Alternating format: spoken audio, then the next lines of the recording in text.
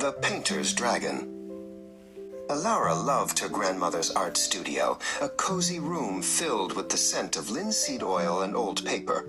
One rainy afternoon, tucked away in a dusty corner, she found a single paintbrush. Its handle was carved from pearly, iridescent wood, and its bristles were as soft as a cloud. "Just one little picture," she whispered to herself. Dipping the brush into a jar of watery blue paint, she swept a single curving line across a clean sheet of paper. The paint wasn't just blue, it shimmered with all the colors of a river in the sun. Before she could add another stroke, the line wiggled. It lifted right off the page, swirling in the air like a ribbon of light. The painted water twisted and turned, growing a tiny head with wide, friendly eyes and a long, graceful tail. The little water dragon, no bigger than her hand, let out a happy gurgle and zipped around her head. Laura laughed, delighted. She named him Nimbus. With a flick of his tail, Nimbus dove back toward the paper, vanishing into its surface with a soft plink. The paper rippled. The world outside the window faded, and the floorboards beneath her softened into cool, damp sand.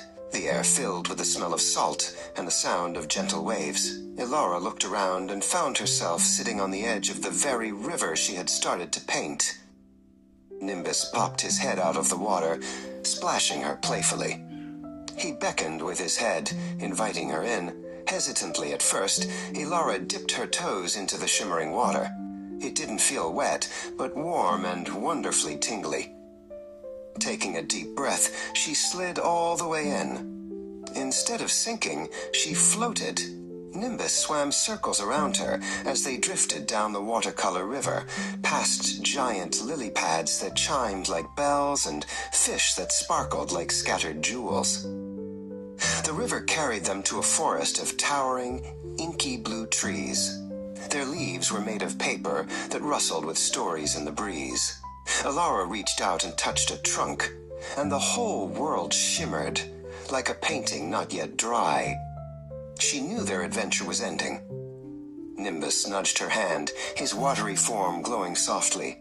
He swam to the center of a clearing where the light was brightest, and with a final happy gurgle, he dissolved into a pool of shimmering paint on the ground.